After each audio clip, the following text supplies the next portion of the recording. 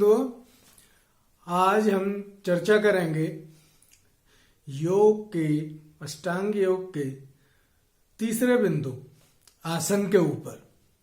बंधु, योग के 8 अंग हैं अष्टांग योग में। पहला है यम, दूसरा है नियम, तीसरा है आसन, चौथा है प्राणायाम, पांचवा है प्रत्याहार, छठवां है धारणा, सातवां है ध्यान, आठवां है समाधि। तो कल चर्चा हो गई थी यम और नियम के ऊपर, आज आसन के ऊपर चर्चा होनी है। आसन का मतलब है स्थिर सुखम आसनम। जिस स्थिति में हम ध्यान लगाने के लिए सुखपूर्वक और स्थिरता पूर्वक बैठ सकते हैं। तो ध्यान लगाने के लिए हमें पालती मार के बैठना, जिसको सुखासन बोलते हैं, तो सुखासन में बैठ सकते हैं, पद्मासन में बैठ सकते हैं, वज्रासन में बैठ सकते हैं। अगर हमारे शरीर में कोई तकलीफ है तो हम अन्य किसी आसन में भी बैठ सकते हैं।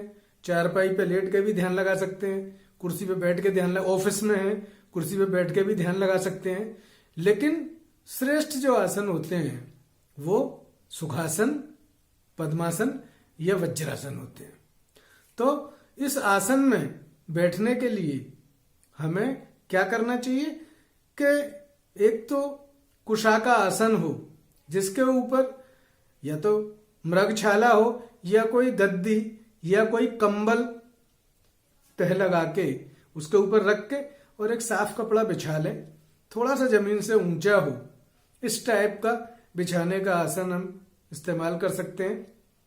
और अगर मृगचर्म मिल जाए, जो लोग वनों के आसपास रहते हैं, तो वहां पे अगर उनको मृगचर्म मिल जाता है तो मृगचर्म भी बहुत श्रेष्ठ होता है, माना गया है ध्यान के लिए, कि शास्त्रों में वर्णित है मृगचर्म का। हालांकि अब क्योंकि हमारे जो नियम कानून हैं उनके हिसाब से इन सब चीजों की आज्ञा नहीं दी जाती है गवर्नमेंट के द्वारा, तो उसकी जगह आप कपड़े का या कंबल का या कोई गर्म कपड़े का इस्तेमाल कर सकते हैं।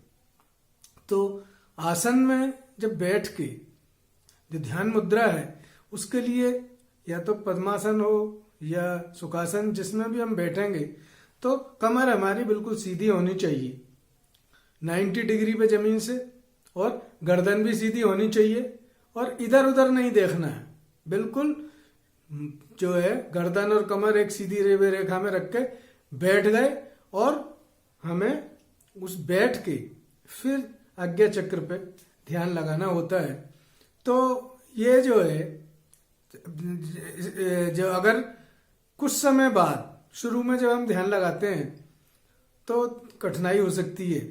पहले हमें 5 मिनट का अभ्यास होगा, फिर 10 मिनट का अभ्यास होगा, फिर आधा घंटा का भी अभ्यास हमको हो जाएगा। आसन लगाने में शुरुआत में दिक्कत आ सकती है, कुछ प्रैक्टिकल डिफिकल्टीज आती हैं, किसी का पैर सो जाता है, किसी का जो है दर्द होने लगता है, या किसी की नस खिंच गई है।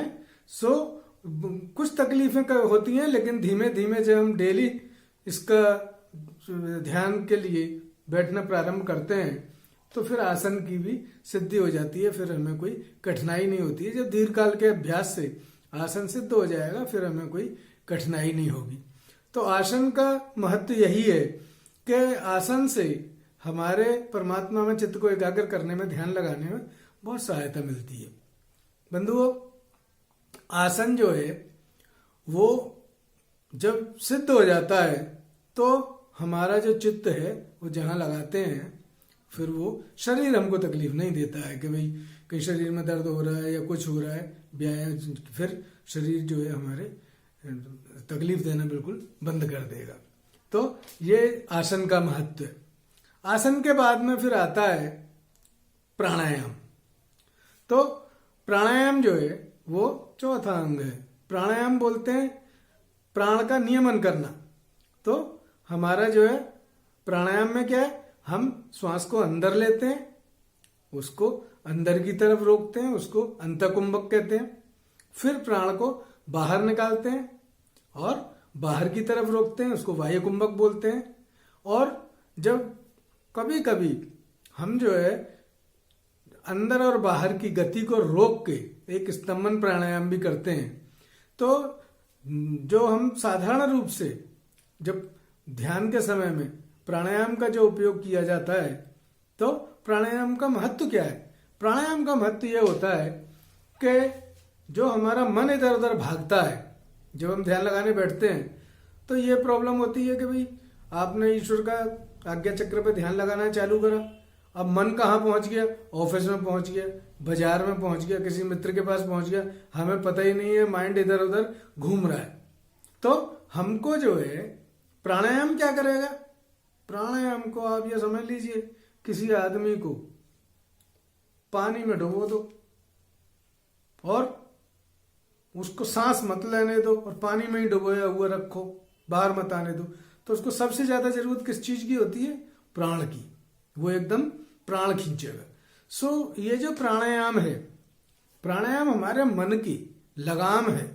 जिस तरीके से जो है वो घोड़े को या बैल को लगाम से कंट्रोल किया जाता है, उसी तरीके से मन को कंट्रोल करने के लिए ये प्राणायाम होता है। अगर ओंकार के जाप के साथ हम प्राण को अंदर खींचें, उसको रोकें और फिर निकालें, तो प्राणायाम की क्रिया को हम अगर करते हैं, ओंकार के साथ में प्राणायाम के लिए मंत्र को, सांस को अंदर ले सकते हैं और बाकी के मंत्र के साथ, जैसे ओम नमो शिवाय, ओम के साथ में, ओंकार के साथ में आपने प्राण को अंदर खींचा, फिर उसको रोका, अंतकुंभक किया, फिर नमः शिवाय के साथ में आपने प्राण को बाहर निकाल दिया, फिर बाहर रोक लिया, बाह्य कुंभक करा। फिर ऐसे ही इस क्रिया को करने से हमारे क्या है, प्राणायाम धीमे धीमे धीमे धीमे धीमे धीमे धीमे धीमे हमें जब इसकी प्रैक्टिस हो जाती है, तो जो हमारा मन है इधर उधर भाग रहा है, जब हम ओम नमो शिवाय का अगर जाप कर रहे हैं, शंकर जी का ध्यान करते हुए, है भ्रुकुटी के मध्य में शंकर जी का ध्यान है और मंत्र जो है ओम नमो शिवाय के साथ उनका जो है प्राणायाम करते हुए ध्यान कर रहे हैं, तो इनसे क्या होगा, जो मन हमारा इधर उधर भाग रहा था वो मन एक जगह टिक जाएगा और जहां हम ध्यान लगाएंगे वहीं ध्यान लगा रहेगा। तो बंधुओं, ये तो हो गई प्राणायाम की बात। तो हमारा जो ध्यान है, योग क्रिया है, योग क्रिया में बहुत महत्वपूर्ण जो है अष्टांग योग में प्राणायाम का भाई बहुत जो है महत्वपूर्ण साधन है। तो जब भी ध्यान लगाएं तो प्राणायाम के साथ ध्यान लगाएं, डायरेक्ट जो है ध्यान लगाना नहीं चाहिए। यम नियम का पालन करें और आसन में जो है अच्छी तरीके से बैठें और प्राणायाम का जो है वो इस्तेमाल करें। इसी तरीके से जो हम लिमिटेड खाना खाना भी एक तरीके का प्राणायाम है, ये भी प्राण का नियमन है। आप लिमिटेड कैलोरी ले रहे हैं जिससे वजन न बढ़े, आप 1800 कैलोरी ले रहे हैं, कम कैलोरी का खाना खा रहे हैं और व्यायाम कर रहे हैं, संयम कर रहे हैं, इंद्रिय संयम है, ये भी एक तरीके का प्राणायाम है कि आप भोगों से संयम करते हैं, और जो प्राण को ईश्वर में अर्पण करते हैं। तो हम जो प्राणों को ईश्वर में अर्पण करते हैं, ये भी प्राणायाम है। सो हमारा जो है प्राणायाम जो है वो ये बहुत सारी क्रियाएं जिसमें भी हम अपने जो है मन को और इंद्रियों को कंट्रोल कर रहे हैं, ये भी प्राणायाम के अंतर्गत आ जाता है। तो बंधुओं, प्राणायाम का बहुत ही ज्यादा महत्व है। जो ज्यादातर लोगों को यही शिकायत होती है कि हमारा ध्यान नहीं लगता है, हमारा ध्यान नहीं लगता है। तमाम लोग आते हैं हमारे पास, ओपीडी में पेशेंट भी आते हैं, तो वो लोग पूछते हैं कि उनको बताओ कि भाई गीता जी का पाठ करो, ध्यान लगाओ। वो कहते हैं साहब ध्यान हम तो कोशिश करेंगे लेकिन लगता नहीं है साहब हमारा ध्यान, हम बहुत बार चेष्टा कर रहे हैं। क्यों? क्योंकि उनको किसी ने बताया नहीं और उन्होंने चेष्टा नहीं करी। सब कुछ जो है देखिए ईश्वर के ऊपर छोड़ देना, ईश्वर प्राणधान, ये तो ठीक है, लेकिन प्राणायाम आप ईश्वर के ऊपर थोड़ी, जो आपके करने का कार्य है वो तो आप करेंगे, जो ईश्वर के करने का कार्य है वो ईश्वर करेगा। तो जो हमारे बांट का कार्य है वो हमें करना है। तो इस तरीके से आसन और प्राणायाम, ये दोनों अंग भी जो है वो अष्टांग योग में बहुत ही इंपॉर्टेंट है और हमें जो है नियम पूर्वक इनका पालन करना चाहिए और इसका इस्तेमाल करना चाहिए। और हमें एक चीज का ध्यान और रखना चाहिए, नित्य प्रति 1 घंटा हमें भजन पूजा और ध्यान के लिए देना चाहिए, आधा घंटा सुबह आधा घंटा शाम को, और 1 घंटा शारीरिक व्यायाम के लिए। चाहे तो सुबह 1 घंटा दे दिया या आधा घंटा सुबह आधा घंटा शाम को। अगर हम 1 घंटा व्यायाम, शारीरिक व्यायाम के लिए देते हैं और 1 घंटा हम ध्यान के लिए देते हैं। और बीच में जो हमें खाली समय मिलता है तो हम शास्त्रों का पुस्तक का अध्ययन करते हैं और गीता जी के एक अध्याय का पाठ सुबह नियमित रूप से करते हैं। और कैसे करते हैं कि एक पक्ष में 15 दिन होते हैं, तो हम सोमवार से शुक्रवार तक एक अध्याय का पाठ गीता जी का कर सकते हैं और शनिवार इतवार को 2 अध्याय का पाठ कर सकते हैं। इस तरीके से एक हफ्ते में हम 9 अध्याय का पाठ कर सकते हैं। गीता जी में 18 अध्याय होते हैं। इस तरीके से हम 14 दिन के अंदर पूरा जो है गीता जी के 18 अध्याय का पाठ कर सकते हैं। तो इस तरीके से हम देखेंगे कि भाई 15 दिन में आपने 14-15 दिन में एक बार गीता जी का पाठ कर लिया, फिर कृष्ण पक्ष में कर लिया, शुक्ल पक्ष में कर लिया, तो एक माह में एक जो है लूनर मंथ में हम 2 बार जो है गीता जी का पाठ कर सकते हैं। एक पाठ शुक्ल पक्ष में, एक पाठ कृष्ण पक्ष में, और फिर उसका चिंतन मनन करें तो इससे हमको जो है योग साधना को सिद्ध करने में बहुत सहायता मिलती है, बहुत सहायता मिलेगी।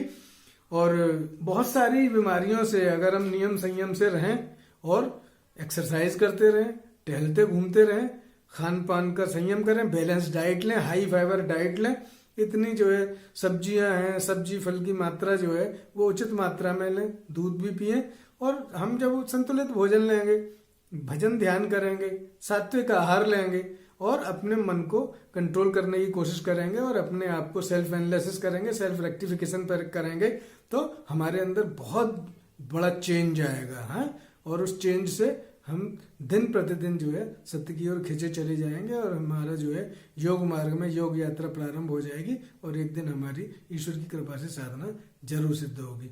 नमस्कार, धन्यवाद। ओम शांति शांति शांति।